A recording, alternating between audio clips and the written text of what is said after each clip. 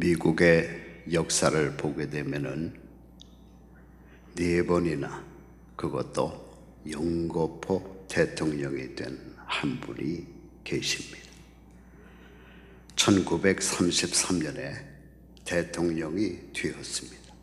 그리고 4년 뒤인 1937년에 또 대통령이 되었고, 또 4년 뒤인 1941년에 대통령이 또 되었어요. 그리고 1945년에 마지막으로 네 번째로 대통령이 됩니다. 누굽니까? 우리가 잘 아는 루스벨트라고 하는 대통령입니다. 그때가 어느 때였느냐? 미국의 역사상 가장 힘들었던 세계 경제 대공황을 지나가고 있을 때였습니다. 그런데 그때 미국 국민들은 네 번이나 그것도 영거포 그를 대통령으로 뽑아 주었어요. 그런데 그를 연구해 보면 그가 그렇게 훌륭한 대통령이 될 수 있었던, 그것도 네 번이나 영거포 대통령직을 수행할 수 있었던 결정적인 계기 하나가 있었어요. 그게 뭡니까? 그가 39살에 소아마비에 걸리는 사건입니다. 여러분, 보통 소아마비는 말 그대로 소아, 어렸을 때 걸리는 병입니다. 그런데 이 루스벨트는 39살에 소아마비에 걸려요. 매우 추운 어느 날 이 루스벨트가 자기의 별장을 갑니다. 별장을 갔다가 거기에서 이제 나와서 바깥길을 걷는 가운데 그만 실수로 그 옆에 있는 찬물에 빠지게 돼요. 그 찬물에 빠지면서 루스벨트가 하반신이 불수가 되는 하반신 마비가 오는 소아마비에 걸리게 돼요. 그러니 여러분 한번 생각해 보십시오.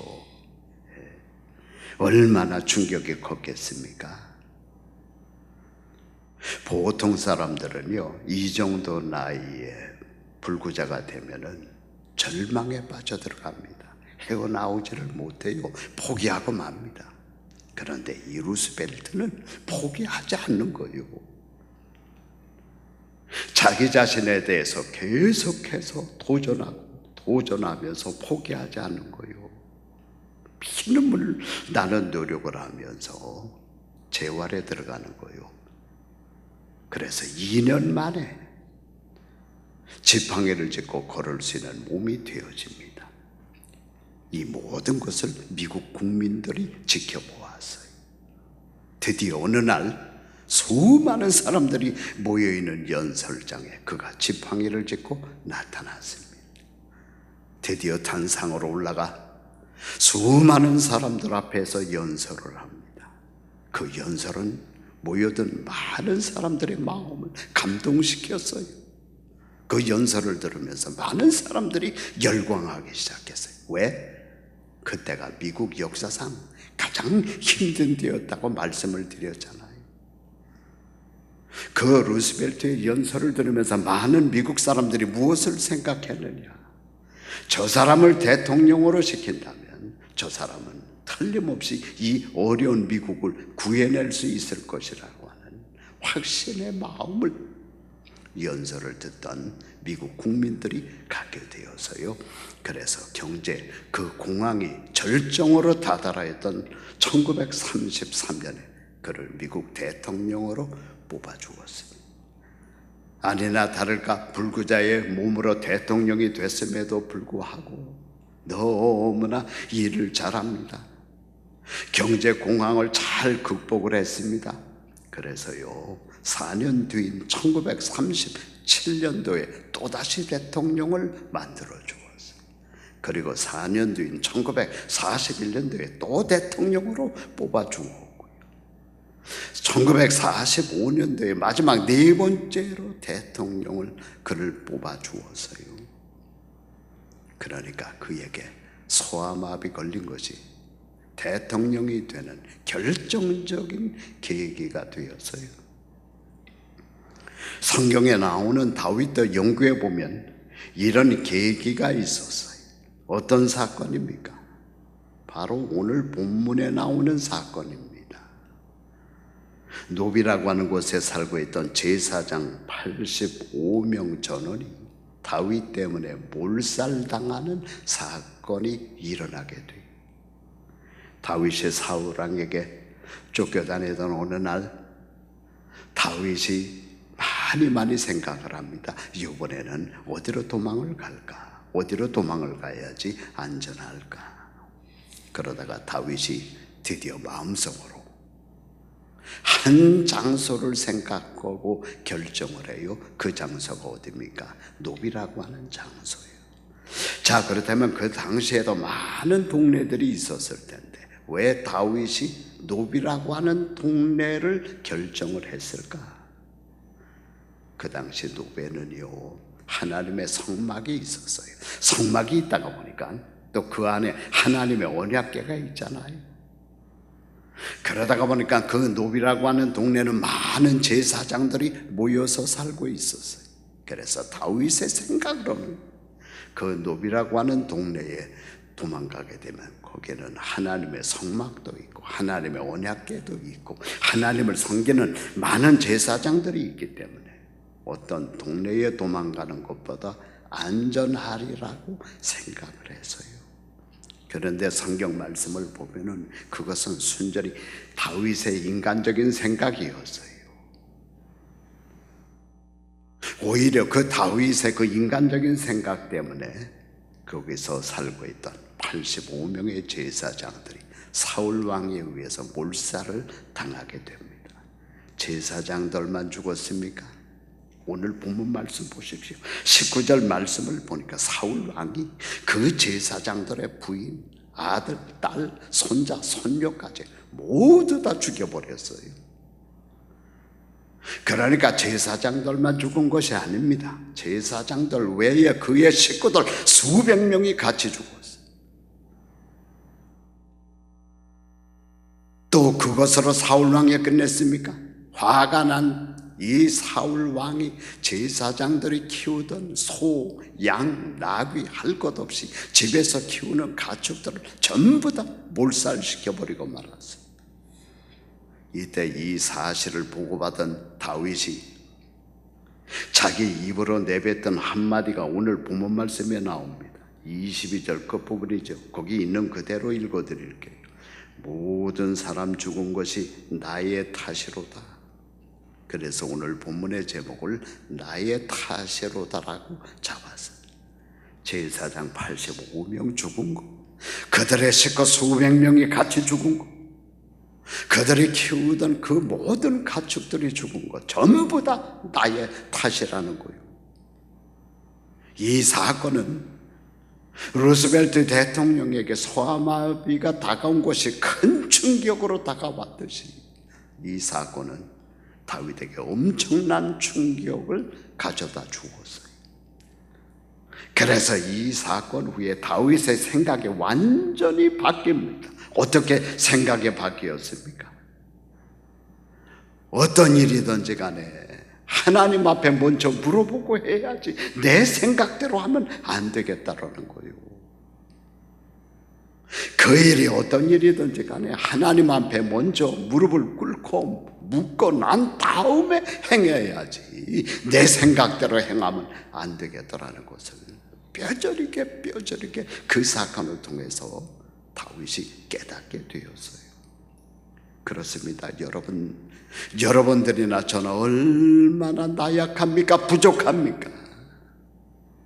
이번 코로나 바이러스를 보십시오. 그 하잘것없는 동물에 붙어있던 바이러스가 우리 인간에 와서 달라붙으니까 얼마나 많은 사람들이 지금까지 죽었습니까? 지금도 얼마나 많은 사람들이 그 코로나 바이러스를 통해서 생명을 잃고 있습니까? 세계의 최대 국가라고 자랑하던 미국이 그 코로나 바이러스 때문에 정신을 못 차리고 흔들흔들거리고 있잖아요. 우리 인간들이 뭐 별거 있습니까?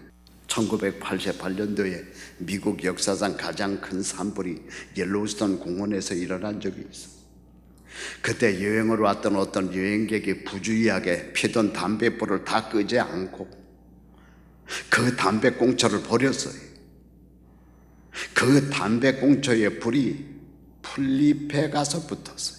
풀잎에 가서 붙은 그 불이 옆에 있던 나무 가지에 올라타면서 그 불이 옐로우스톤 공원 일대로 퍼져나가는데요.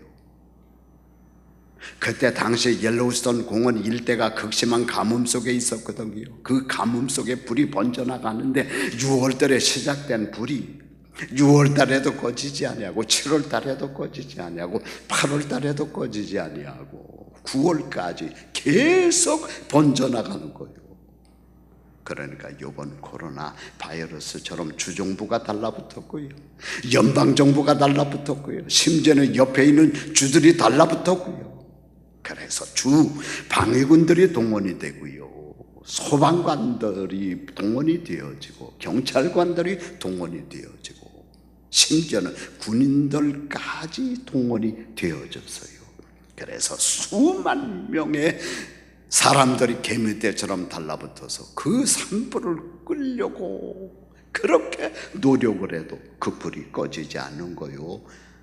그래서 옆에 있는 주위에서 헬리콥터들이 날아와서 황물질을 하늘에서 뿌려대고요, 또 다른 주에서 날아온 경비행기들이 황물질을 하늘에서 뿌려대고요. 그런데도 소용이 없는 거예요.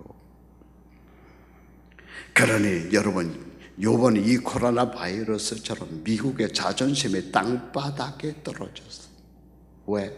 여러분, 우리가 와서 살고 있는 이 미국이 어떤 나라입니까?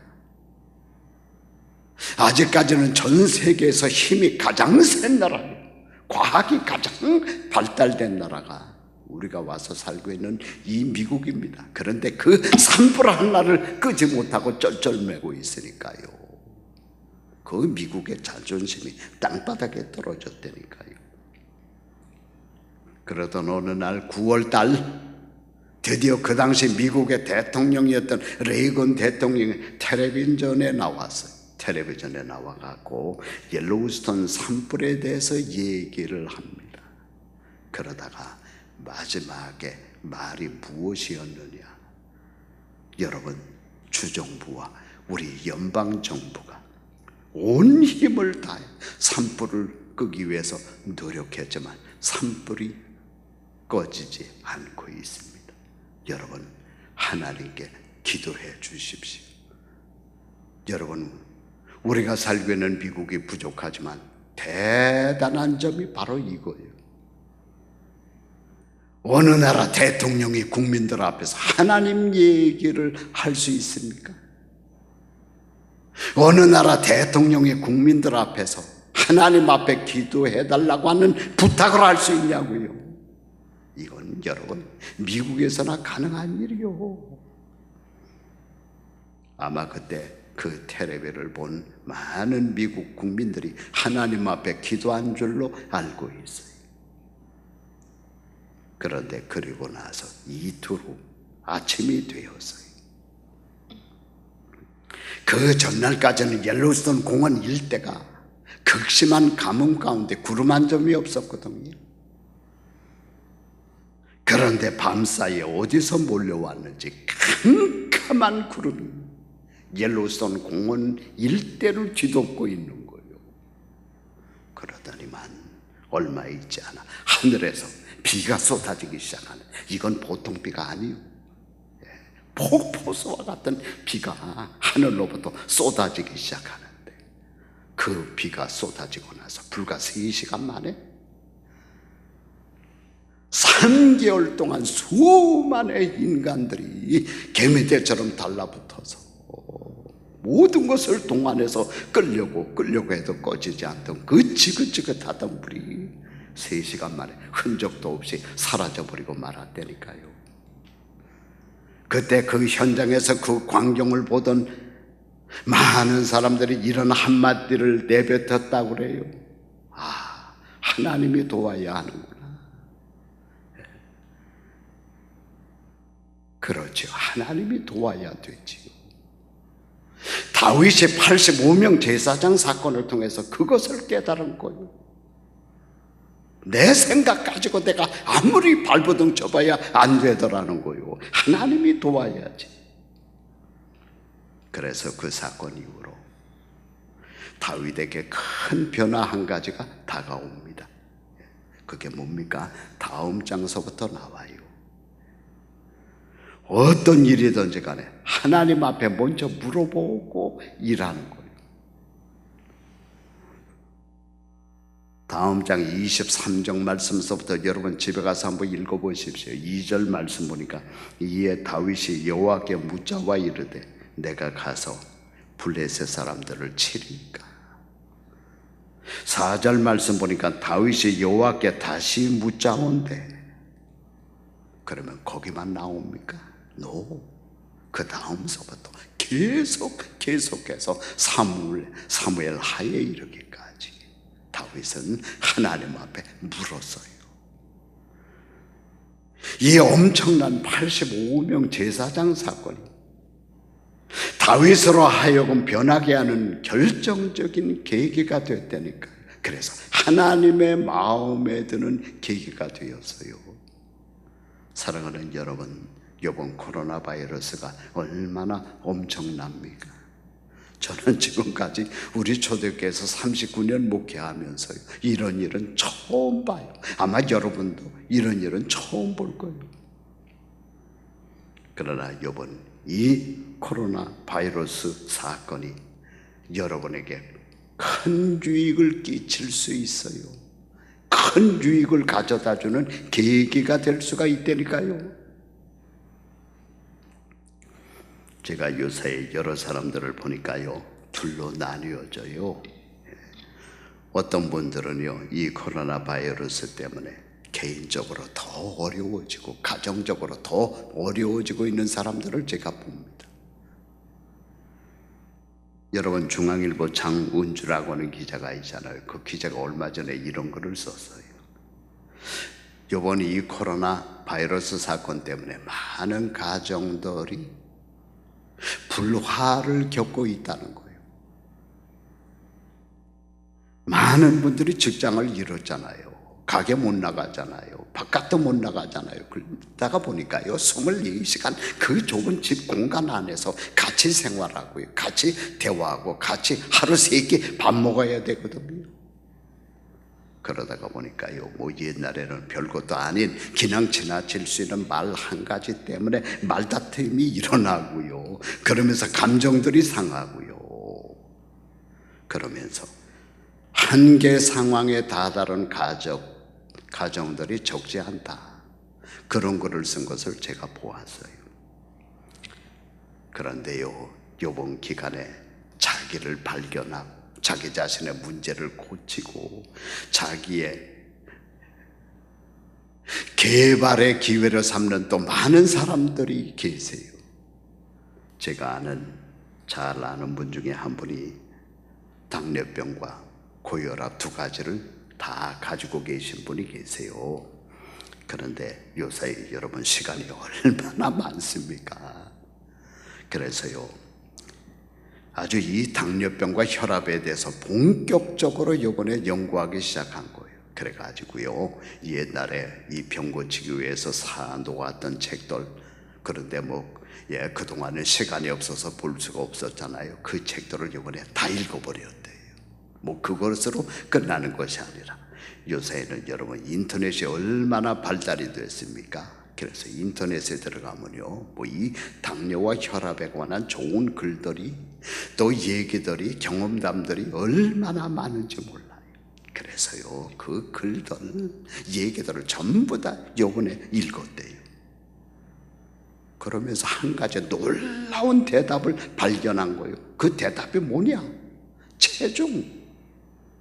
그러니까 체중만 빼면 고혈압, 당뇨 두 가지를 다 해결할 수 있다고 하는 사실을 발견한 거예요. 그래서요, 그 다음부터는요, 체중 빼는 것을 연구하기 시작했대요.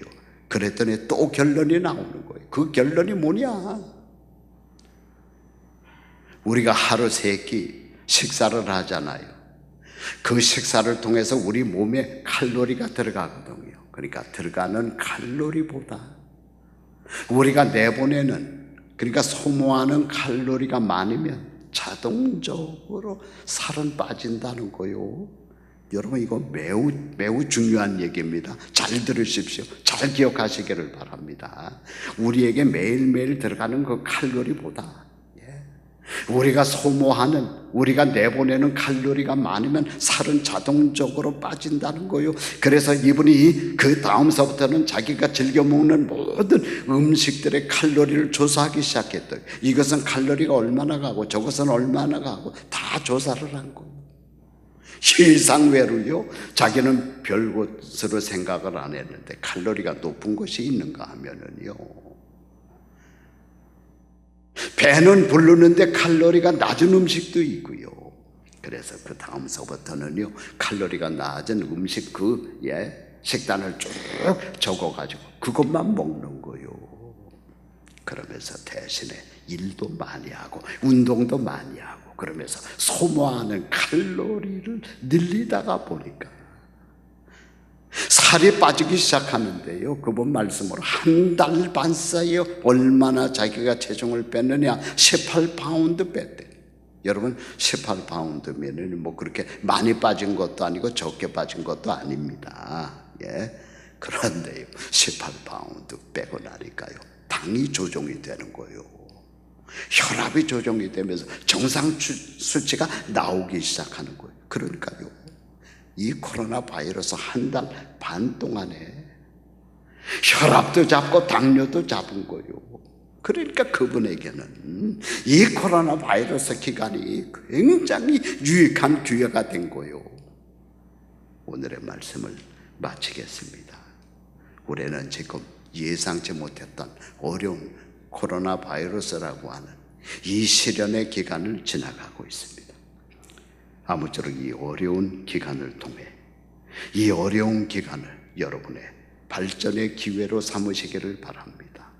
발전할 수 있는 계획으로 삼는 여러분들이 되시기를 주님의 이름으로 축원드립니다. 기도하겠습니다.